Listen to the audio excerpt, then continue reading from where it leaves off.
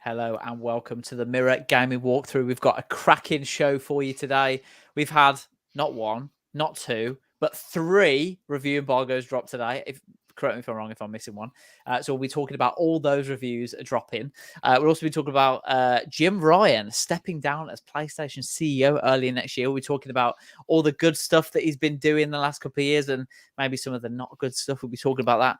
We'll also be talking about Nintendo shutting down online servers for Wii U and 3DS. We're about to get into that physical versus digital debate once again. So stay tuned for that, but not before you see our lovely trailer.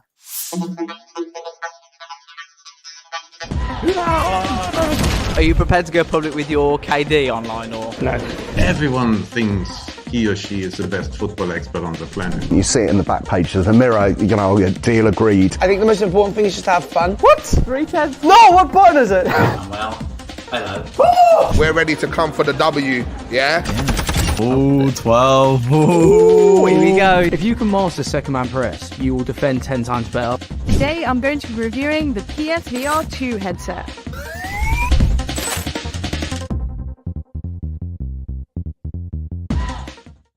Hello and welcome to the Mirror Gaming Walkthrough. Joining me this week is Aaron, Xbox skeptic. Aaron, thank you so much for joining us today. Well, thank you very much for having me. It's I left that. That's a holdover from last time, that is. So I don't expect to be talking much Xbox this week. Don't worry. No. I was thinking that. Scott has updated his though. Scott, thank you so much for joining us this week to talk about all things Nintendo, PlayStation, etc. How are you doing? You all right? I'm devastated. Okay. Devastated about Jim. Okay. I'm still not recovered. It's all right, mate. Yeah, he's fine. He's going on to bigger and better things. Well, we'll debate that a bit later on. But let's get into our first topic because Aaron has got a plane, a bus, a car to catch in about 20 minutes' time. So we've only got him for a short amount of time. We're going to eke him out for all he's worth while we've got him here. Got Assassin's Creed Mirage reviews dropped today, as did Forza Motorsport, as did Detective Pikachu. What a day. What a day, Aaron. You're involved in two of those for us, a Mirror Game, and me for the other one. We'll talk about Assassin's Creed Mirage now, which is the latest installment in Ubisoft's open-world blockbuster franchise. It releases tomorrow. It takes a very different approach, however, returning the series to its roots with an emphasis on stealth over exploration, with some old-school mechanics returning. Aaron's been playing it for a few weeks for us. What do you think of the game? Assassin's Creed Mirage. I know Scott's a fan. I know he can't wait to talk about it. I know he can't wait to play it. His glasses are off. The gloves are off. Yeah. No, I really like Assassin's Creed Mirage. Yeah, like you said in that opening, it's kind of like a stripped back approach, less open worldy, less emphasis on loot, far less bloat. Because as someone like I said, an avid Assassin's Creed player, the last Assassin's Creed game I finished to completion was Assassin's Creed Origins, and Odyssey and Valhalla just did not respect your time. But Assassin's Creed Mirage, my reviews are live on both the Mirror Gaming website, mirror.co.uk/gaming, as well as the Mirror Gaming YouTube channel, which you might be watching this on. So go ahead and check that out. But it's far more from that built in that classic mold. So you've got tighter city streets, cool tools to use, emphasis on stealth is back. It's just a grand old time. The problem comes from, as a result of being so faithful to those original three games mainly, it kind of lacks its own identity, and Basim as a character just isn't really engaging. I know people like Basim from Valhalla. He's kind of like the one assassin you meet, and he's a really intriguing guy. And the story being told here doesn't really live up to that sort of expectation of him. But overall, it's a great game. I gave it a 3 out of 5. It's just, it's an Assassin's Creed game for better and worse. Yeah. So we're linking to the review here. I think you're muted, Nathan. As much as I like the sound of my own voice. Well, hey. This is the review playing. You can see some of the gameplay here that we show off in the review. So in terms of, you said that it didn't respect your times with the older games. You mentioned Odyssey there and Valhalla. In terms of Mirage then, how does it go back to its roots? What mechanics are returning and what are gone?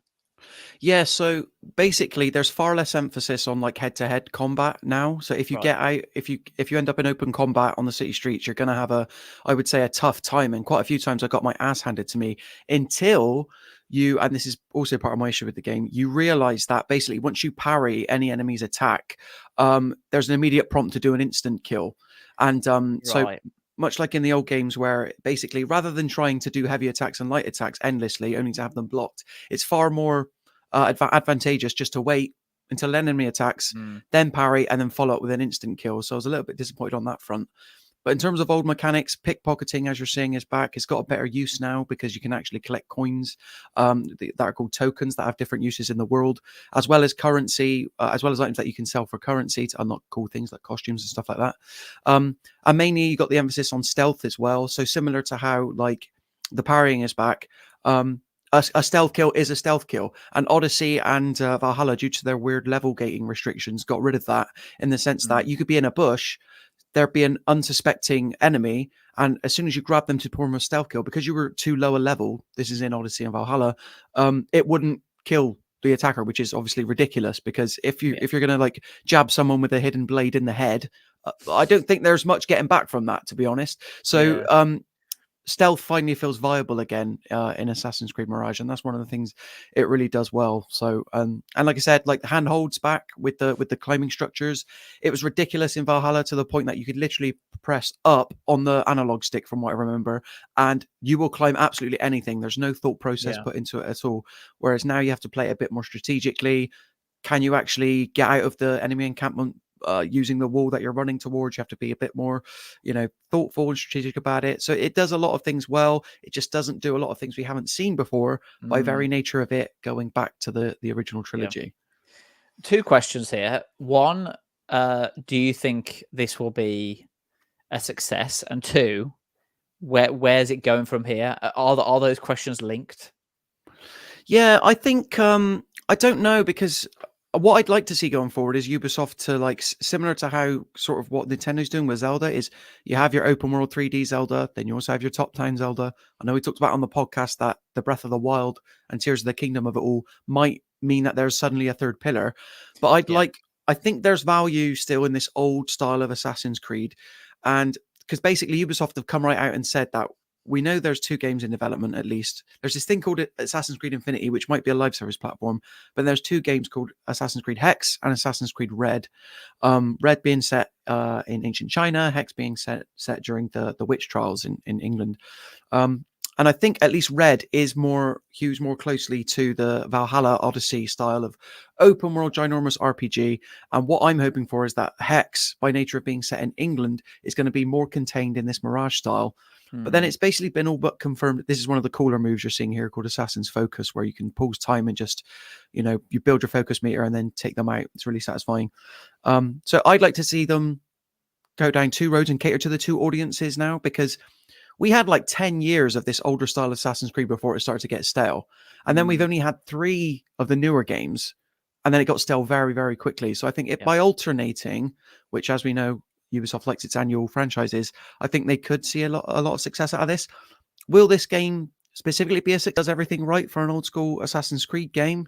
I think if you're nostalgic for it, you're going to have a lot of enjoyment. And let's not forget that this is a significantly reduced price point for an Assassin's Creed game. Rather than paying $69.99, which is the going rate for a PS5 and Xbox Series X game now, I think you can pick this one up for £45. I know it's a busy time at the moment, but if you're working on a budget, this isn't on Xbox Game Pass. There you go. I found a way to bring it in. So basically for £45, you're still getting between 15 and 30 hours of a solid open world game. Easily the best Assassin's Creed game since Assassin's Creed Origins for my money. Oh, nice. Scott, Yeah. what do you make of it?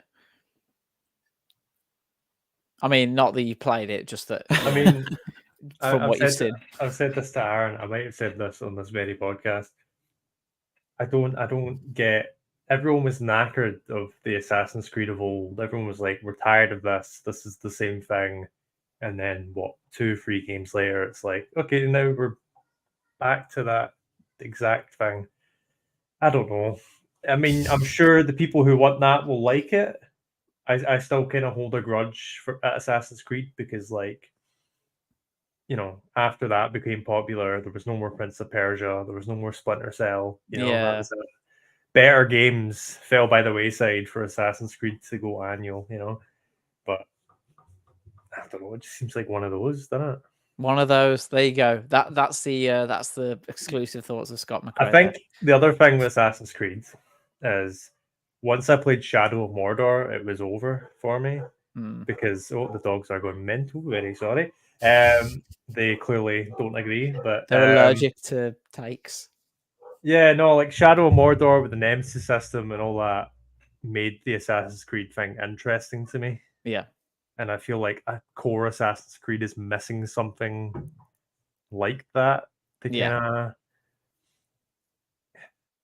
I don't know. It's like getting a McDonald's, It's like it's fine, you know what you're getting. Yeah.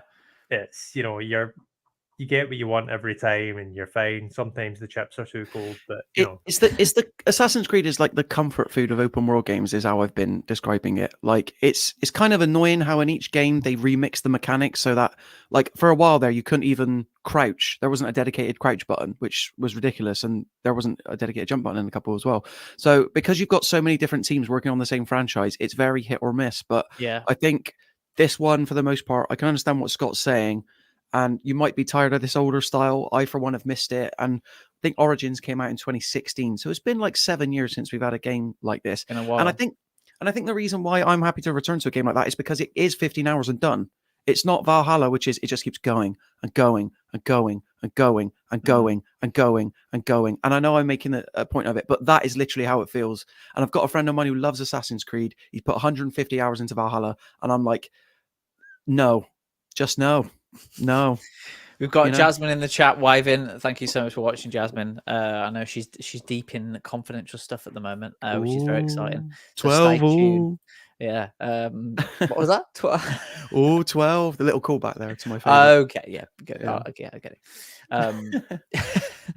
I think my personal opinion, when I stopped being interested in it, when there was sort of that underlying story that made it all interesting with the whole you had Desmond. I can't even remember. Yeah, Desmond was actually it was like in the current world, and then he plugged himself in, and then there was sort of there was two lives you were living at the same time, and there was two sort of balances. I found that really interesting, really unique, and when they sort of went away from that, it's sort of like any other game. I mean, really. They started moving away from that with the best one, though. Like Black Flag, the best one, where you went first person. But so I was listening to a podcast recently, which I won't name, but the guy previously worked at Ubisoft, and he said that Ubisoft had like basically whenever a new game released, they have like this graph, and it's kind of like things that people like, things that people don't like, and they would draw a line or whatever, and obviously they want more things that people like that don't like. Slap bang in the middle, 50-50 was the future present day Assassin's Creed stuff. Oh, really? So basically, and that made a lot of sense and clicked into my head when you realize that they still put it in a lot of these games, but they made it optional to the point that I think in Odyssey, you play as a new character called Layla in the present day, and you literally exit the Animus, and if you want, you can go right back into the Animus and you never have to see it again. Yeah. Mirage, there's hardly any of that. Desmond's dad comes back right at the beginning. That's not a spoiler because it comes over a voiceover. He's not voiced by the same actor, the guy who played Q in Star Trek, who's got a really good voice, which I'm sad about. But if you're coming to it for the present day stuff, there's not any of it in Mirage. So cool. Yeah, that will be music to some people's. Yeah, you gave it 3 out of 5 for us, which is still positive. Worth playing, right? Worth playing. Absolutely. Yeah. I know you're going to be only here for another 6 minutes or so, so I'll quickly get your summary of. Oh yeah, I've just noticed. Pikachu. Any good? It's funny because I also gave that a 3 out of 5. Because what it sets out to do, it does. Do you know what I mean? It's just a case of it's this thing with Pokemon games where it refuses to grow up with its audience because guess what? There's another audience of kids that are always going to keep rolling behind the last one. Yeah. So I only dabbled with the first game, but it's basically Danganronpa, Phoenix Wright Light. You explore different cases, different regions, talking to characters, solving mysteries. And the chemistry between the two main characters, Tim and Detective Pikachu himself, still as brilliant as ever.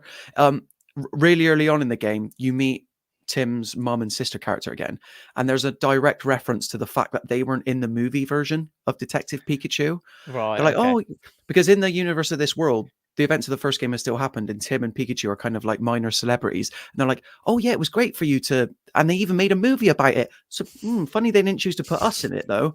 And I'm like, that is really weird that the very first live action Pokemon movie was based on a 2018 Nintendo 3DS game that released a year after the Nintendo Switch did. And it was a pretty good movie, to be fair. Mr. Mime's really funny in it. Yeah. But yeah, this game, it is what it is on the tin. It's more of the same. You lose the touchscreen functionality. It's very obvious what the clues are. It's kind of like, this glass case that was protecting a jewel, it's been sliced by a Pokemon. Yeah. I wonder what Pokemon did that. And then you'll sort of have the option of 4 Pokemon. Only one of them's got like blades for hands. So it's like, oh, okay. I kind of guess what did that. Yeah. But having said that, voice acting in a Pokemon game, I say this in my review, which isn't live on the channel yet, but it's been published on the website. Like, voice acting in a Pokemon game, it works. It can work. And I've kind of washed my hands with mainline Pokemon games now. I'm going through this with a friend at the moment who's playing Sword and Shield. And I'm like, I don't want to know, mate. I just don't want to know. I know some people like Legends Arceus. If you want to catch 15 Diglets in a row, more power to you. I particularly don't. So having said that, as sort of like lukewarm on Detective Pikachu Returns I appreciate it for how unique it is and the production values, oddly, compared to the mainline games.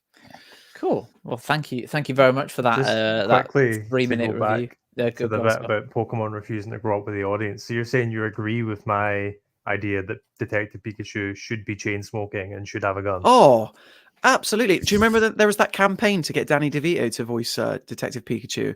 And the guy who does it, he's kind of like generic guy. Do you know what I mean? He's not quite Troy Baker or Nolan North, but obviously Detective Pikachu, he likes his coffee. He's always banging on about coffee. I feel like if this was a more mature, centric game, which Game Freak and Nintendo Company would never do, he'd absolutely be chain smoking as well. So, but in my head canon, Scott, I'm right with you that he's chain smoking all the time. Maybe that's the future. Talking about the future, let's go quickly because you've got to go in 2 minutes. I know. I want to get your thoughts on Jim Ryan stepping down as PlayStation CEO. He's going to step down in March 2024 after almost 30 years with the company. Bit of a shock decision. Thoughts, Aaron? Yeah, so I'll let Nathan and Scott give their nickel and dime. You can stop hearing my voice, everybody, in a second. But I think Jim Ryan, it's too early to tell what his impact on PlayStation in general will be, because a lot of the things that we're still experiencing, obviously we've got Marvel Spider-Man 2 coming out later this month, would have been set in place and okayed by his predecessor, a guy I really like a lot called Sean Layden. He's the guy who came out that one year with a Crash Bandicoot t-shirt, got everybody hyped up on it, and guess what? He actually delivered, and a new Crash Bandicoot game came out, the Insane Trilogy, followed up by 4. Whereas Jim Ryan, I feel like he's very much been the custodian of these first-party single-player cinematic games, and as we all know, PlayStation's remit going forward is all live service, and that comes directly from Jim Ryan. So that's not something that particularly appeals to me. There's been reports this week that unfortunately, Naughty Dog contractors are suffering from layoffs. They're having a lot of trouble getting this Last of Us multiplayer live service game off the ground. Guys, you can, and we've just seen it with Sega and Hyenas, right? Like, Scott played that game at Gamescom. I'm sure he could tell you about it. That game was, for all I know, was in good shape. So we played it on the stream as well. We played it on the channel. You played it on the stream. Yeah. Of course you did. Save that and lock it in a box somewhere. It'll be worth something one day. He's yet to impress me, to be honest. Do you know what I mean? Because he was there too short a time. He was only there for 4 years. Sean Layden was there for 5, so a little bit more. But because the development of games is so protracted these days, I feel like only looking back, maybe in a good 2-3 years' time, will we see what his legacy ends up being. Yeah, absolutely. Well, thank you so much. You timed that to absolute perfection, Aaron. Thank you so much for joining us for this short 20 minutes. No worries. Sorry I have to dash off, but have a good rest of your show. Thank you very much. Nathan, he's got good words to say about Forza Motorsport, all right? So listen to those words. We'll get into that. Don't worry. Thanks, Aaron. Bye, guys. See you in a little bit. Bye. Scott, your opinion. We've got Mr. Binkles Gamer. I don't believe Nintendo Network is shutting down. We'll get into that, Mr. Binkles, in a bit. It's not the whole Nintendo Network. It's the it's the Wii U and 3DS. They're going to shut the online servers. We're going to get into that in a bit. But we're just talking about Jim Ryan stepping down as PlayStation CEO. I'm just going to give a little bit more context around that. He said he took the decision to leave over issues he had living in Europe while working in North America. So he said that I've relished the opportunity to have a job I love in a very special company, work with great people. I will leave having been privileged to work on products that have touched millions of lives across the world. Sony's chief operating officer, Hiroko Tataki, I think I pronounced that correctly, will take over as interim CEO following Mr. Ryan's departure. So he's going to be COO and CEO. That's quite a job mix there. Scott, what's your take on Jim Ryan stepping down, and what do you think? Do you think this is going to change anything with PlayStation? I mean, from what I hear from people at PlayStation, Jim Ryan is quite well beloved. He's quite, well thought of. But in terms of where PlayStation is and where PlayStation has went under him, I'm not the biggest fan. Like Aaron said, Sean Layden, I really liked. I thought Sean Layden was, he seemed to care more. Like Jim Ryan seemed like like an EA kind of, whatever the guy at EA is, who seems like a robot. I know exactly what you mean. Yeah. Jim Ryan seems like more of a this is my business, whereas Sean Layden seemed like more of a, like One he of loves us. PlayStation, Yeah.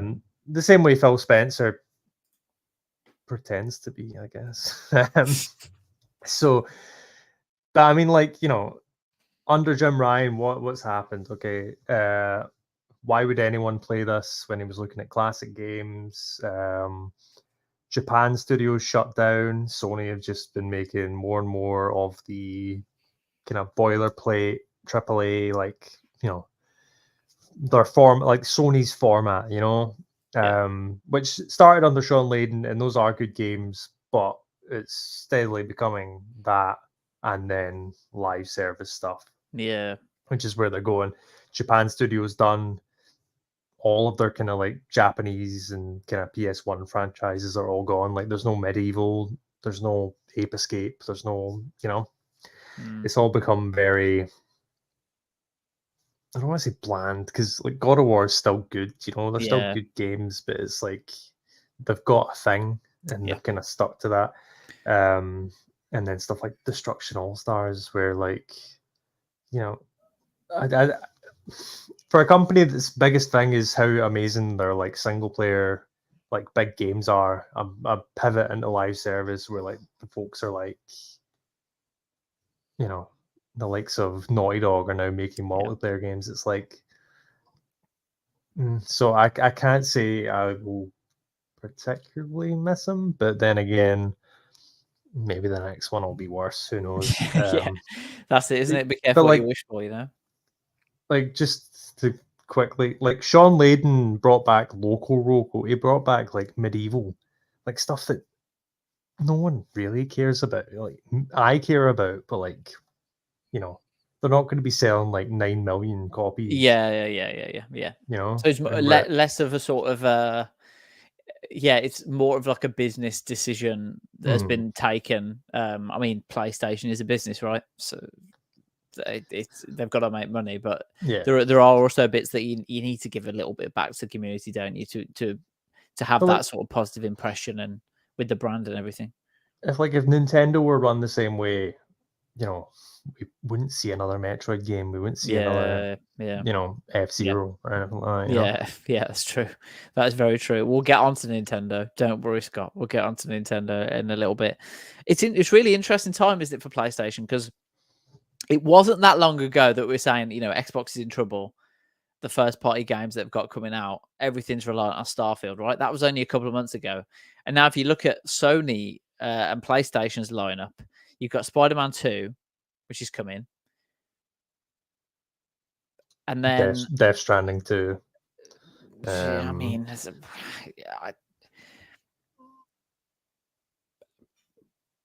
Anything else? Death Stranding 2 is the most interesting thing they've got, I think. I mean, I Yeah. like Spider-Man, but it's Assassin's Creed, It's like Yeah, an open world game. I was going to mention that earlier, actually. The thing I said about Shadow of Mordor having that extra thing to make it interesting, Spider-Man's the same. If you took the swinging out of Spider-Man, well, that'd be stupid, but you know what I mean. If you look at that game without taking the swinging and the mobility into question, it is just an Assassin's Creed game. It's just go here, do these map marker things, find parts of the map, Yeah. I mean, God of War will get a new game. They've got a lot of Horizon. Yeah, they've got a lot of things in the bank that are like, yeah, this will come. Like, I knew Last of Us is on the way. Yeah, I knew Uncharted is probably on the way. But yeah, I think it is just Spider-Man and Death Stranding in terms of. So, I mean, they have Marathon and the other stuff they announced, like the other live service stuff that I've already forgotten about. But yeah. We watched that PlayStation Direct, didn't we, not long ago? And there was a couple of first party ones that had like no dates on them. It's just like coming soon or 2024. So, but I think that's it for 2023 now for PlayStation. So we'll have to see. It's very definitely a very interesting time for the new CEO, and we'll see if they carry on with this obsession or focus on live service and see if that comes to fruition. Maybe it's too late to stop that, and we'll see that over the next couple of years. But I just like Aaron mentioned hyenas. I don't understand why someone wants to get into live service now, because yes, if you do succeed, you're golden, but how many have I actually really liked cracked it? hyenas. Yeah, how is that going to compete with Fortnite? How is that going to find its way in a market that has Fortnite, Warzone, Apex, GTA Online, even stuff like Apex, which is huge, feels weak. Like PUBG is huge, but it doesn't feel like CS:GO 2. Even beating the smaller ones will be a task, far less beating like Fortnite and all that. Yeah. So same it's the thing same with thing, XDefiant, isn't it? Yeah. It's like it's like Ubisoft are trying to make a FPS game, arena shooter, or whatever, and it's like even if it's like good, that's not not good enough to make players go, I'm not buying XDefiant I'm buying XDefiant over Call of Duty. Like that's just not gonna resonate XDefiant with is that good audience. until the next Call of Duty comes out. Yeah. But now I think they've missed their mark, because if it comes out next to Call of Duty, does it work for them? Call of Duty is here, like it's next month, It's oh god, I did have something to say there. I've forgotten about. So hyenas, like why get into live service games now? Marathon, like it looks really interesting, but you have the same sort of conversation. If that turns what happens into to Destiny at that point?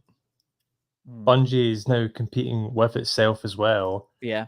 It's like it's that's what I was going to say. A couple of weeks ago when I had the discussion about mobile games and how I think that a lot of things they saw, like a lot of publishers were like, okay, that's is that ironic. Confidential source? That's a mobile. Is it a game notification? Have you got something to plant on Farmville or something? I've been playing that Monster Hunter one, but no, it's not that. How I said, a lot of publishers saw the success of mobile games and were like, that's the future. Yeah.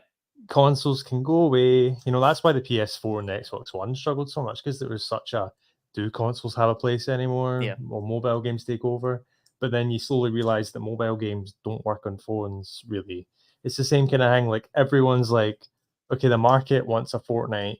Let's add Nicki Minaj and the boys' characters to Call of Duty, but like, it's until the next thing comes around. Like, after Fortnite, how many Battle Royales showed up? After Tarkov, how many extraction shooters showed up? Yeah. Chasing trends isn't the way to go, I don't think. But what do I know? It's interesting you said about mobile games, because obviously Microsoft's proposed acquisition of Activision Blizzard is almost through. Expecting final decision on that in the next few weeks and months. That will include King, right? That's kind of flown under the radar, hasn't it? Everyone's Candy been so Crush. Stressed about Call of Duty and cloud gaming that everyone just ignores that King is like King will Huge. make back that 70 billion in like 2 weeks from someone's nan, you know? Like, yeah. So it's. I would argue that the new PlayStation CEO has got quite a job on their hands for the next few years, because they'll have to fight against not only their internal, like, single player games. Do we want to make single player? Do we want to make live service? But they've also got to fight against Xbox's first parties, and the fact that they've got Call of Duty, and the fact they've got mobile games like Candy Crush as well. It'll be interesting to see, because I think Xbox has been like constantly tripping over its own shoes, like Redfall, Starfield didn't Still end give up me the way shivers. people wanted it to be. Like, I don't think Nope. Starfield's made as near a big of an impact as everyone thought it would. Yeah, I agree with that. Like, especially releasing next to like Baldur's Gate. Yep. Actually, yeah, that's a good example of the thing I'm talking about. If you pitched like a CRPG to someone, it'd be like versus like a live service game. What one would get more of a budget? Probably the live service game. But like then something like Baldur's Gate will come out, and there's definitely someone within Sony or Microsoft being like, okay, let's make one of these. Let's get a. It's the type of thing. And yeah, so what happens to Activision under Microsoft? Do they keep fumbling? I think that's Sony's biggest thing. I think that's been Sony's biggest thing since like the Xbox One came out, that like, Microsoft can't seem to stop tripping over its own feet. Like it's not that we're winning; it's that you're losing. Yeah. Also, if Jim Ryan was the person who signed off PlayStation Portal, then good riddance, right? Apparently, I don't know if this was like a satire article. Apparently, in Japan, the PlayStation Portal is like selling out. Apparently, pre-orders are going wild for the PlayStation I know pre-orders Portal. are open. Is that because there's a certain different culture in Yeah, Japan? I mean, Japan loves portables. Yeah. Like that's the reason Monster Hunter was a 3DS franchise for the longest time. That's probably most of the reason why the Switch became such a big deal. Yeah, apparently it's selling out in Japan for pre-orders, which is they're going to make money on that because it's basically just a controller with a little screen in it, right? For £200. So DualSense Edge price probably. Yeah, exactly. But yeah, so the next PlayStation CEO, whoever has that job, does have a job on their hands. And talking about things being taken out of people's hands, Nintendo are shutting online servers for Wii U and 3DS. This is a courtesy of Scott McCrae for Mirror Gaming. Nintendo has announced that online services will be taken offline for the Nintendo Wii U and Nintendo 3DS in April 2024. The 3DS and Nintendo Wii were the final handheld and console duo before Nintendo combined the two into one for the Nintendo Switch. So this comes 7 months after the 3DS and Wii U eShops were closed for good. They've now announced that online features for both consoles will be made unavailable in April 2024. So this means that essentially online features associated with games will no longer work. You won't be able to play multiplayer against different people on those consoles as well. That will be just completely gone. Pokemon Bank, an app which allows you to store and transfer your Pokemon between games, will remain available for the near future, however. But yeah, most games will just be available offline now. You won't be able to play them online. That's from April 2024.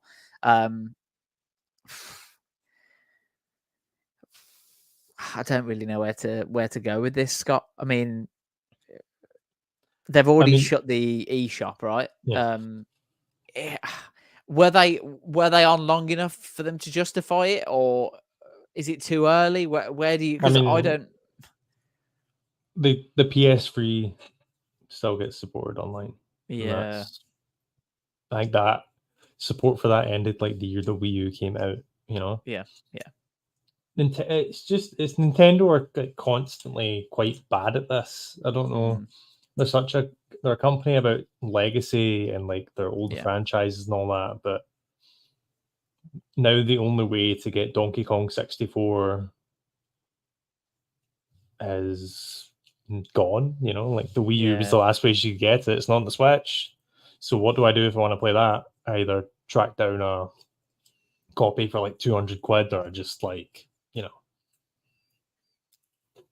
It's tough, isn't it? Yeah, it's tough. It's like, it's just another in a long line of like Nintendo dropping the ball with like preservation and keeping stuff available. And again, like when they were talking about shutting the Vita, the PS3, and the PSP down, and there was enough of a backlash. They were like, okay, the PS3 and the Vita are staying up, and the PSP went down, but like, I mean, all that stuff's available on the Vita anyway, I guess. Yeah. But like, there are games on the Wii U that are, like Splatoon 1 is like a multiplayer game, and it's useless. I mean, I know a lot of Wii U stuff is on the Switch, but like, what about stuff like Monster Hunter 4, which is one of the best ones? Can't play it online anymore, I guess. Yeah. Because So what's the alternative? So if there's like hardly anyone playing these games, I mean, I'm completely with you. Right? I'm just playing devil's advocate here, but what should they do? Just keep it up forever? I think just over 10 years after the console launched is a bit, it's not much, is it? No. Like, especially when we're talking about PS3 was still live until or still live, sorry, and that came out in 2006. The original Xbox was live until, was it 2014? The Xbox One was out by that point, Yeah. Is it? I mean, it's hard for you to answer this, I suppose. But how hard would it be for Nintendo to look at how big the communities are on those games, online only? Go to the communities themselves and say, okay, we're going to give you the ability to control these servers yourselves, right? To host the servers yourselves, give it to the community, open source. You can manage it all. Nintendo has nothing to lose then. Nintendo don't do that kind of thing, though. Like, it took the longest time for Nintendo to even like sign off on like Super Smash Bros. Tournaments. They're not really, I mean, like, there are still, they say on the page where they announced it, they say something like third party titles, there's a chance some of them might stay up. And I know that like Monster Hunter, the PSP titles, still have like custom servers and all that, and like Mario Kart Wii has custom servers. So there will be some stuff that like survives it. I assume Mario Kart 7 will probably, the Smash games will probably, but I don't know. I don't see Nintendo doing something like that ever, really. Yeah, where do you stand on this whole? I've got a comment. Lewis Barton: all good things must come to an end. I don't know. That's like something that you buy, right? We had this debate last week. If you buy a game, when should that game remain playable till? It's like if you buy a film, it's not just going to suddenly not work in 10 years, right? If you've got the disc. Oh yeah, no, you should own it forever. Why are games treated differently to other mediums in that way? Because they have to be supported by online servers, essentially. Because they were seen as toys for however many years, Like, there are moves being made now that people are like, okay, we need to, there are like societies and all that who are like pushing for game preservation or doing their best to preserve all these games. But like, I think the main problem is the Wii U and 3DS shutting down wouldn't be such a big deal if there were, if Nintendo had like, there were games in the Wii, like the Wii shop or the Wii Virtual Console, that when you got a Wii U, you couldn't play. And the same for the Wii U, they didn't even bother with Virtual Console, and it took about 3 years to get, NES games on there. But it's not the same ones. It's not the same lineup, If they did more to like keep the libraries going forward, I don't think it'd be as big of a deal. But when it comes to stuff like, you know, I don't know. It's hard. I think that's the back to the physical vs digital debate of this is why you should always buy physical media because Yeah, they can't take that off you. You know, I don't think you Yeah. should ever be able to have like licenses taken off you. Things that would be like PT or anything like that. You know, like it shouldn't. You know, but Yeah. I business think in it. it makes it even more, particularly with Nintendo, right? If you look at their Nintendo Direct, obviously we stream together. Most of the games that were announced weren't even new games. They were just remasters or remakes of games that they just took offline by shutting the eShop, right? That you couldn't get. So that sort of makes it even more galling in my view that they can do that and then launch these games as if they're new and like new experiences. But you could have got them if you hadn't have shut the eShop. And you could have experienced what they are rather than having to rely on how good a remake is, right? Well, when the likes of Donkey Kong Tropical Freeze got ported to the Switch, I believe they took the Wii U version off the eShop, the Wii U version that was cheaper and pretty much the same game, you know, like yeah. So this stuff has been happening for a bit, you know. It's like Yeah. But it works, you know. I bought Donkey Kong Tropical Freeze in the Switch. I already owned it in the Wii U, you know. Yeah. Like it works because I mean the Wii U is a weird case because like I'm one of the 10 people who bought it. You know? So like these may as well be new games to some of those Yeah, people, but like that's true. That's true. Does this worry you for the Switch too? Could they turn around and say we're not gonna make any games backwards compatible? Like how they likely is can, that? but I don't know if they will. I think we've reached a point in the kind of backwards compatibility argument. Like we had the kind of low point in the PS4 era, you know, where you can get PS3 games and you didn't have Xbox 360 games for the longest time. Yeah. I think we're at the point now where like they know that's important. They're putting old games on the PS5, even though Jim Ryan is like, why would anyone play this? You know? Yeah. I think we're reaching that point where I don't know. They could, but I don't think. I think they're smart enough not to, especially with something like the Switch. You know, like something that is so popular because you could still play your Nintendo have been good with backwards compatibility. You know, like you could play the Game Boy on the Game Boy Advance. You could play the Game Boy Advance, the DS, and the 3DS. You know, and it's been a bit worse in consoles, but that's more of a like cartridge problem than a like a physical actual way to put them in. Yeah. I suppose the question is though, you were talking about there how they took like a Donkey Kong game off sale because it was cheaper, right? And they took it off the old console for the new one. Think about how many people around the world have got a Switch.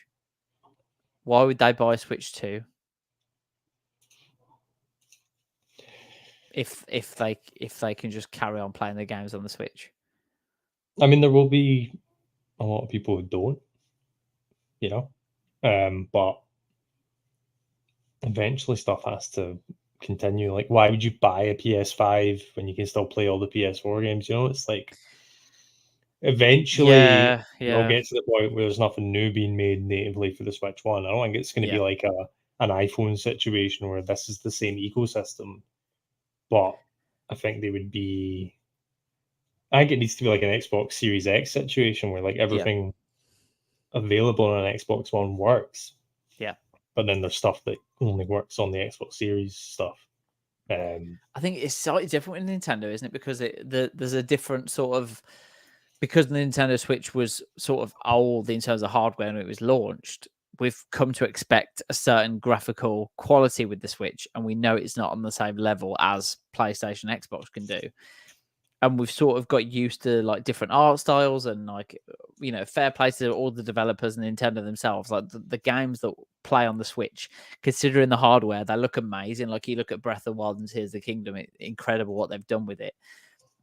But is that what Nintendo games are about? If they launch a Switch 2 with better graphics, right, and it's like way more powerful, it's slightly different, isn't it, with the Nintendo's audience and the type of players that play those games than a PlayStation or an Xbox would, where those communities are more likely to go, oh, look, shiny new graphics. Whereas are the Nintendo player base really about how good things look, or they are bothered about the experience of the games? I mean, you say the words Super Mario Odyssey 2 only on Nintendo Switch 2, and that's it. You know, it's for That's a good point. Nintendo more than anyone. I think it's about exclusives. Like Yeah.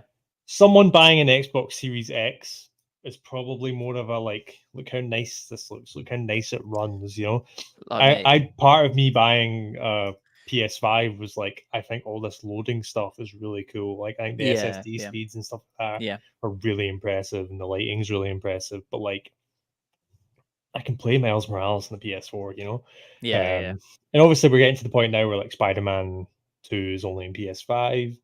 But like even up to last year, God of War was still in there. But like, so I think it matters more on PlayStation, whereas Nintendo just needs to say, you know, you can only buy the next Mario on Nintendo Switch 2, and that's it. You only buy the next Zelda on Switch 2. Yeah. All it takes. Actually, no, not even them. You say the words Mario Kart, that's it. It's done. Yeah. You know? Yeah. No, that's a good point. And I think I was just laughing at myself then, because if they said new next gen Zelda only on Nintendo Switch 2, I mean, I'm buying that. So you're spot on. Absolutely spot on there with that. But let us know what you think in the comments, because I know Mr. Binkle's Gamer Nintendo Network shouldn't be shut down because you don't even have to pay for it. It's interesting, isn't it? It's interesting. Like, I wonder how much it costs Nintendo to keep these networks up. Like, how much resource are they actually putting into this? Is it just, I can just imagine like it's in a, you know, like you see in like films, there's just like a room full of computers and like no one ever goes in there, and it's just all these server racks. I can imagine it's just like one of those servers in a room, and they literally go in there and like press the button to turn it off, and then it all goes. Is that how you think it's like as easy as that? It's probably, again, I don't know anything about that. I'm not an expert by any means, but like it's probably not a major amount. You know, if Sony can still afford to keep the PS3 servers up, so I can go in and buy a PS2 game on there every year or so, I'm sure they can. You know, like I imagine more people are playing the 3DS than they are the PS3, especially the Vita. If they can keep the Vita online, which was a bigger failure than the Wii U even was, like, you know. Oh yeah, 100%, 100%. I mean, what we've got? I think it is going in that direction, right? Alan Wake 2, which is coming out this month. Yeah, this month. Is it this month? No, this end month. of the month. Right. October's mad. That will not have a disc. Yeah. With any copy. This is going that way. What do you make of it, or what's your opinion on the digital versus physical debate? Should that even be allowed, them to sell a game without a disc? That's a weird one, because like obviously Epic Games is publishing that, you know, and it probably suits them more through their Epic Games launcher. Like the only way you can get that is directly through them, or if they have to take a cut, it's from the console makers, you know. Whereas, you know, physical games will get sold cheaper. At least over here, I know in America it's kind of like you're probably better going digital sometimes, but you know, like it's different for PC players, isn't it? Because like PC players, and I'll speak for Jasmine as well, because obviously she's a big PC player, and I've got a PC, and I know you're new to PC game as well with your PC. Then they haven't had disc drives for half a decade, you know. My last one had a disc drive, and that was like 2012. I don't think I bought a boxed PC game in that time. So I think PC players have been sort of used to it, and that's probably why they've done it through the Epic launcher and stuff. But if you look at like Xbox and PlayStation players, it's going to be a bit of a shock, isn't it, to the system when they, you know, if someone walked into a shop and bought it, it's literally just like a plastic box with a code in. I mean, they've been doing stuff like that. I mean, didn't they do that with Redfall maybe, or something like that? I don't think they did it with Redfall. Redfall still give me chills. How bad that game was. Microsoft definitely did that with something recently, I believe. Starfield, the collector's edition, that was 250 quid, where you got the watch and you Hmm. got the DLC expansion and all that. That didn't come with the disc. That came with a digi stick. No, sorry, a credit stick. So you know the credit stick that you pick up in game. That came with a credit stick with a code in it or on it. No, it would have been in it. It's like a so you're paying 250 quid, yeah. and no disc, right? So I mean, yeah, I think that's the thing that you they did it probably for the referenced. God of War Collector's Edition, but they just did that because it was like this game's coming out in PS4 and PS5. So, and I'm So assuming you don't get a disc. Yeah. I mean, Like a Dragon Gaiden is coming out only digital here. It's getting a disc in Asia, but not here. So it is happening more. But will you feel uncomfortable the first time? How will you feel the first time where you buy a car? That time is coming where you will soon go into a shop and buy something potentially, and you will not get anything physical in the actual. How does that make you feel that you just don't even get anything physical? Is it? I mean, at that point, I would just not leave the house, you know. But I don't buy new digital games too often, you know. If I'm buying a game, it's going to be a physical copy, mainly because it's cheaper.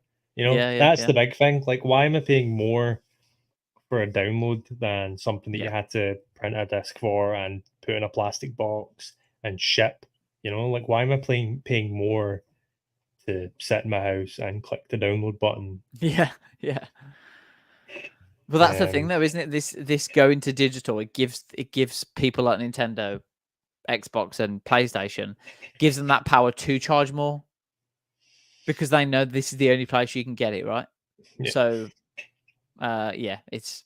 I mean, all and good stuff things like must come to an end. That's what Lewis says, and stuff like Game Pass is gonna push this as well. Where, like, you know, you've got all this readily available digital stuff. So why would I go out and buy a physical copy of Forza Motorsport?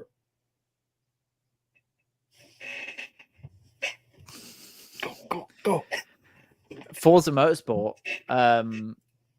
It does come with the disc, I think. I was just trying to like push the game. You're just trying to get. But yeah, I've been playing Forza Motorsport for about a week or so now, and it's as a technical exercise, it is amazing. The graphical fidelity, the real time ray tracing, the physics, they're so good. But it does feel like going to the dentist. In that it's so clinical, like it's one of those things where it's like, you know, when you go to the dentist, it's such a nice experience. Like you go there, you sit in the waiting room, you're seen in a nice amount of time, everything's so clean, they do their job really well. You go, you think, oh, that was good, that was all right, that was fine, right? You get everything done, but you never want to go back there.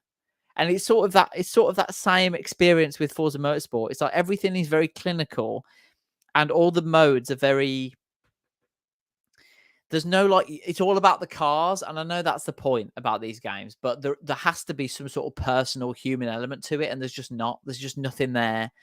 There's no driver development. There's the same formulaic pattern over and over again. Like it makes you do a practice session before every race.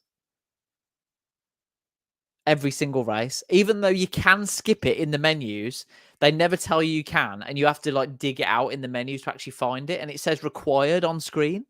So for the first few races I was doing, I was like, I've already played this track, I know this track, right? Why am I having to drive it? And it's just an overly formulaic thing, and I really enjoy it as a serious sim racer. I really enjoy it, and I really enjoy the cars and experiencing everything from older F1 cars to GT cars to LP cars, and even hatchbacks have been really fun. I've been having loads of fun with Subarus and Mitsubishis and Volkswagen Golfs and things like that. But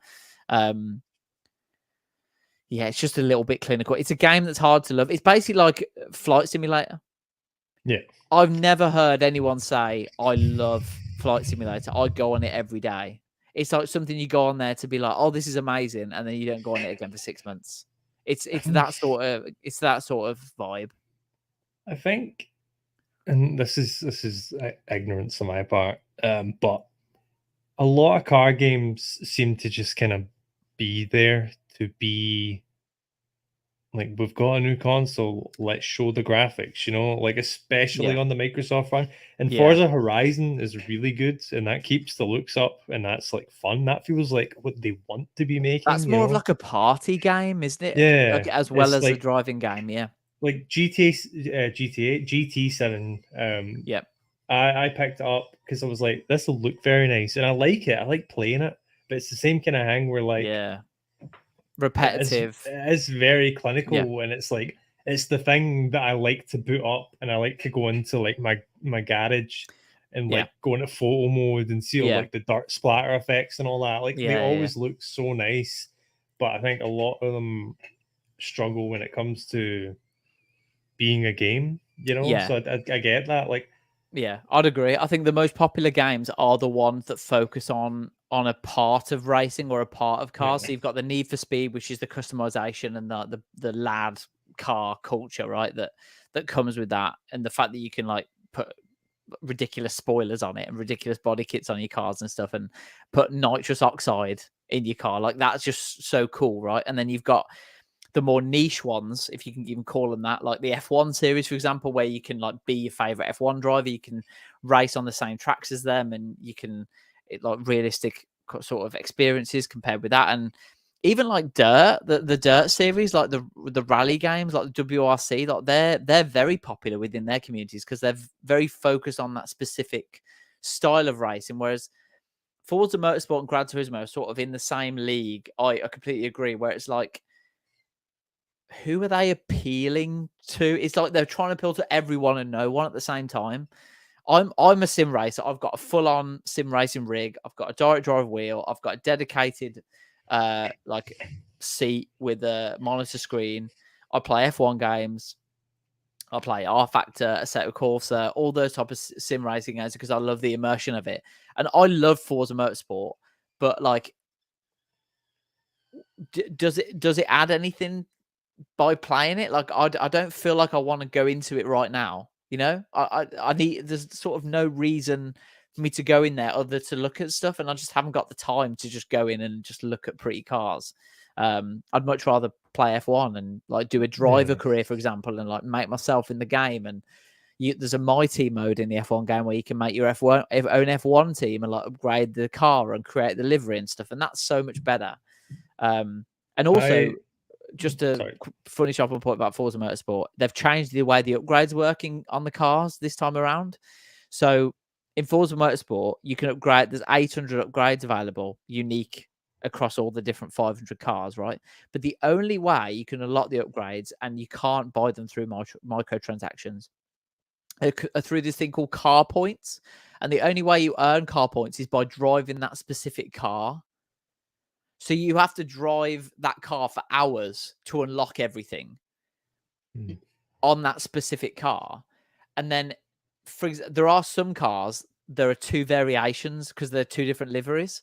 So if you do the blue one, but not the yellow one, you unlock everything for the blue one, but not the yellow one. So then you have to repeat the process on the yellow one.